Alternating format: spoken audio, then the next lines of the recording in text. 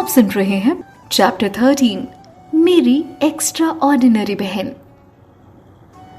जैसे ही प्रखर ने तान्या को ये बताया कि 2 दिन में कंप्लीट होने वाला वो प्रोजेक्ट प्रखर नहीं कंप्लीट कर पाएगा और इस वजह से वो अपने सीनियर को मैसेज कर रहा है। तान्या ने बड़े आश्चर्य से उससे पूछा, ये 20,000 रुपए वाला प्रोजेक्ट आखिर है क्या?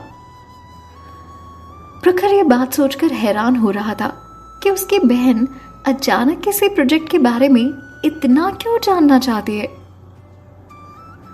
और वो भी उस प्रोजेक्ट के बारे में जो वो रिजेक्ट करने वाला है। प्रखर ने फिर भी उसे शांति से बताया, एक्सप्लेन किया कि आखिर वो 20,000 रुपए वाला प्रोजेक्ट है किस बारे में। उसने कहा, दीदी इसमें एक मिनी गेम का कोड बनाना है।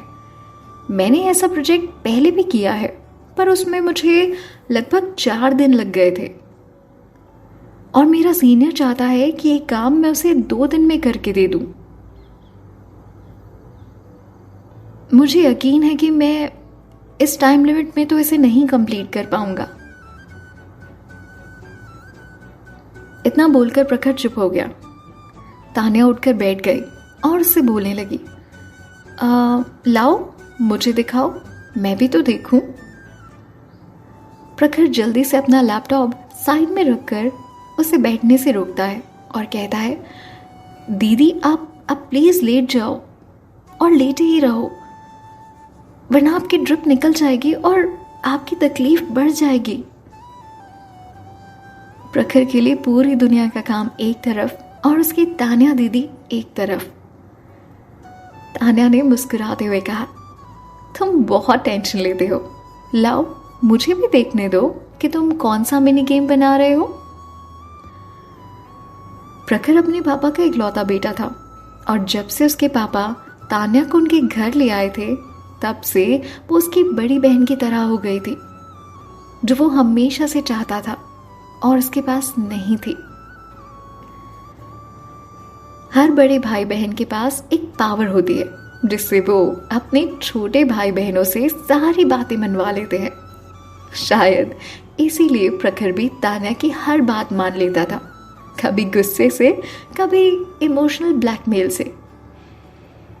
तान्या ने कभी प्रखर को डांटा या मारा नहीं था, पर फिर भी प्रखर उसे प्यार की वजह से हमेशा उसकी बात मान लेता था और उसकी हर बात के आगे घुटने टेक देता था।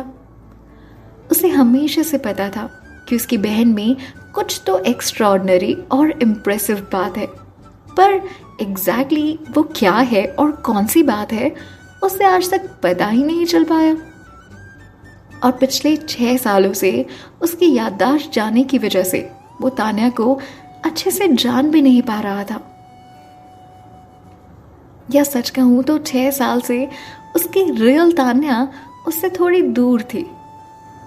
प्रखर ने लैपटॉप स्क्रीन तान्या की तरफ घुमाते हुए उससे कहा, दी देखो बस यही है, पर एक बात बताओ, आप ये देखना क्यों चाहती हो? प्रखर ने बड़े क्यूरियस अंदाज में तान्या की तरफ स्क्रीन घुमाते हुए पूछा। तान्या ने कर्सर मूव किया और कुछ कीज दबाई और उसे एहसास हुआ कि अरे ये तो बहुत सिंपल सा मिनी गेम है। तभी उसने प्रखर से पूछा, क्या तुम मुझे 1 घंटे के लिए अपना लैपटॉप दोगे? प्रखर को लगा कि शायद वो बोर हो गई है, इसलिए वो कुछ देर गेम खेलना चाहती है। उसने बेझिझक कहा, दीदी मुझे लगता है कि आपको इस वक्त ना सिर्फ आराम करना चाहिए।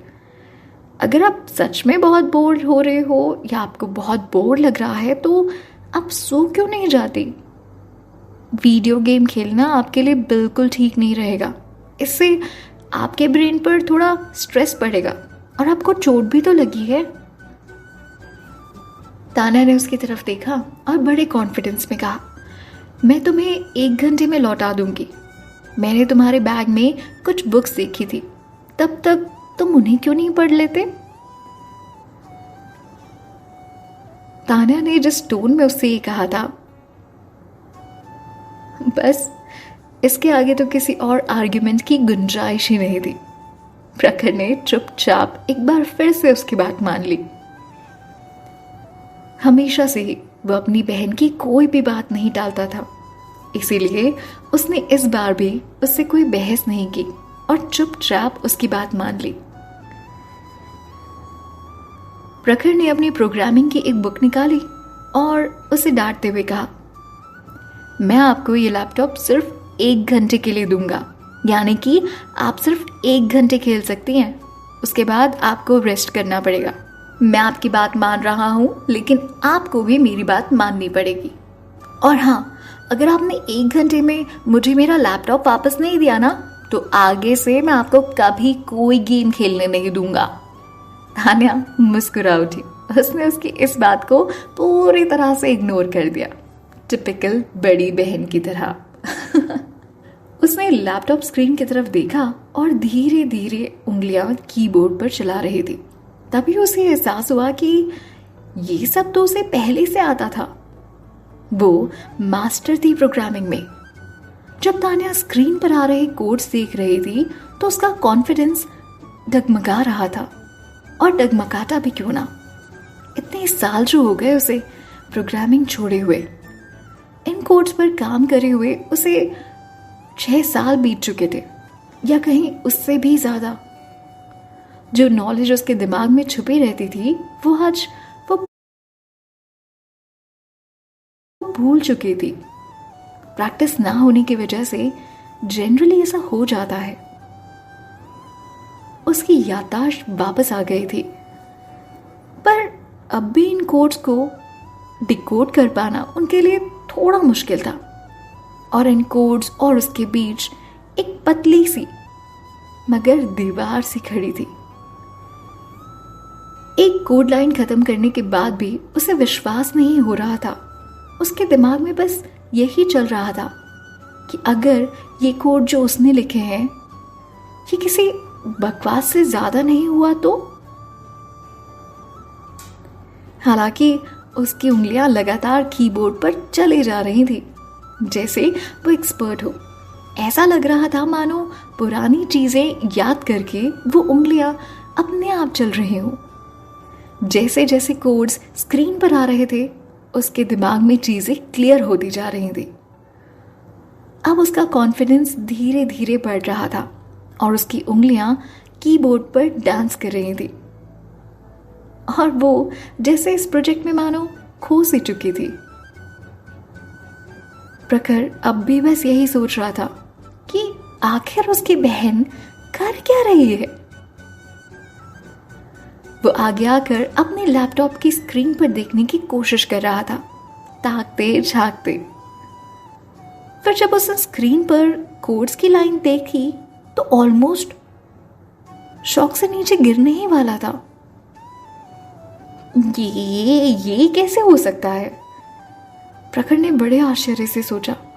उसकी बहन ने कोड्स पर काम करना कब सीखा और वो इसमें इतनी एक्सपर्ट कब से हो गई? प्रखर को अपनी आंखों पर यकीन नहीं हो रहा था। उसने अपनी आंखें मसल कर फिर से करीब से देखने की कोशिश की कि कहीं ये कोई भ्रम तो नहीं, कहीं उसकी बहन ऐसे ही कुछ भी टाइप तो नहीं कर रही। वो अपने सामने एक नई तरह की तान्या को देख रहा था, एक ऐसी तान्या को जो सच में उस मिनी गेम के कोड्स को लिख रही थी। ये वो कोड्स थे और वो प्रोजेक्ट था जिसे प्रखर रिजेक्ट करने वाला था। तान्या ने ये सब करने के लिए ना ही कुछ सोचा और ना ही कोई बुक रेफर की और ना ही गलतियां चेक की। वो बस बहुत तेज स्पीड से बिना रुके बस टाइप किए जा रही थी।